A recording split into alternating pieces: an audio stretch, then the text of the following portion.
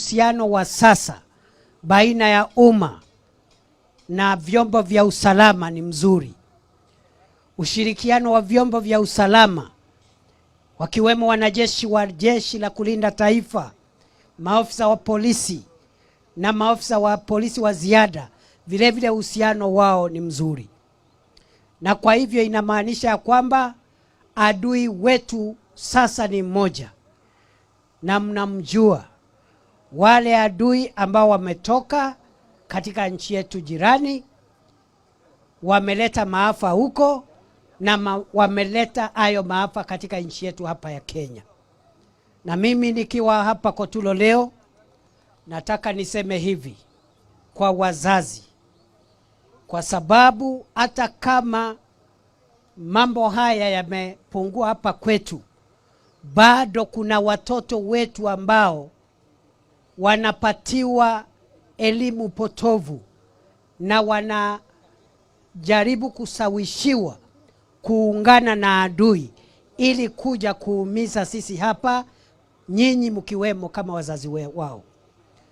Kwa hivyo wazazi, tuongee na vijana wetu, kwa sababu tumeamua ya kwamba serikali hii ya William Ruto, serikali ya Kenya Kwanza, itakuwa serikali ya kwanza katika historia kuleta amani ya kudumu kaskazini mwa Kenya, na serikali hii imeamua vita dhidi ya magaidi wa Al-Shabaab.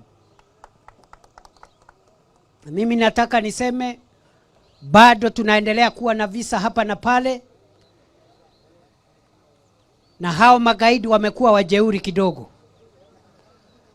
Lakini nataka niseme vile tumeangamiza wale wezi wa mifugo ambao walikuwa wanaangamiza watu kule kaskazini mwa Rift Valley, hivyo hivyo ndio tutaangamiza hawa magaidi ambao wanaangamiza watu wetu hapa Wajir na Garissa na Mandera na Lamu. Nataka mahali walipo wasikize, tumeamua vita dhidi ya Al-Shabaab, na mimi nataka niwahakikishie wananchi wa Wajir, wananchi wa Kenya, serikali hii itashinda vita dhidi ya Al-Shabaab. Haijalishi itagharimu kiasi gani. Na mimi vile umeona mwaka uliopita kama miezi 6 mimi nilikuwa nimekwama huko bonde la Ufa la kaskazini, na wenzangu wanaendelea kukabiliana na wale wachache wamebaki huko. Mimi sasa nimehamia huku kaskazini mwa Kenya ili tupambane na hawa magaidi wa Al-Shabaab. Sijui kama tunaelewana. Munaamini tutashinda huyu adui? Munaamini tutashinda huyu adui?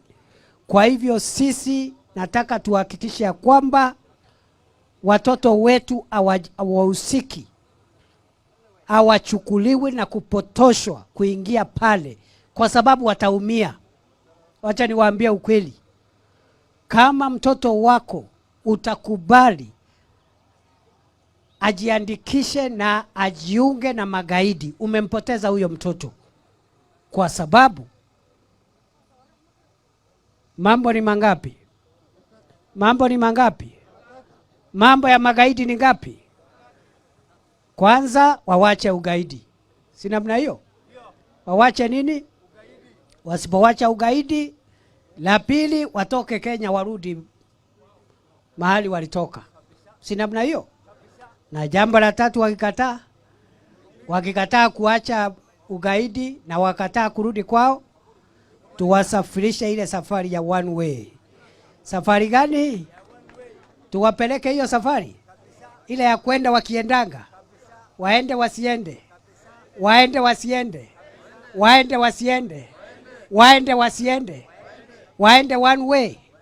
Ile safari ya kwenda na kutorudi, hiyo safari sio safari ya barabara na sio safari ya ndege. Ukienda hiyo safari unaenda na hakuna kurudi tena, na ukienda huko unaenda jehanamu kukutana na shetani wako. Sijui kama tunaelewana. Kwa sababu ya mambo wanafanya sio mambo ya dini, sio mambo ya Allah, sio Uislamu. Uislamu Mimi ni Mkristo, lakini niko na marafiki wengi Waislamu, akiwemo ndugu yangu Eden Duale, na ameniambia Uislamu ni mambo ya amani. Si ni dini ya amani? Hii vita hii ni ya shetani. Si namna hiyo? Hii vita ni mambo ya Uislamu. Kwa hivyo wanaojificha katika dini kuumiza watu, kuua watu, tutawapeleka hiyo safari ya one way, kwenda wakiendanga, kwenda bila kurudi. Mumekubaliana na mimi tuwasafirishe hao magaidi? Kwa hivyo maafisa wetu ambao mnafanya kazi hapa, msijali, hamko peke yenu. Mimi nahamia huku. Mimi nahama nakaa huku mpaka siku ile hii mahali itapata usalama. Mungetaka nikuje tuishi huku? Hii area yetu ya Wajia na Mandera na Wajia na Garissa na Lamu. Bas, so that is the message we want to give from Kotulo today. Mimi naomba mweke amani na msikubali watoto wenu wapotoshwe na magaidi, kwa sababu wataumia. Na sio kuumia tu hivyo, ni kuumia kwa hiyo njia nimesema. Because we must set our country free.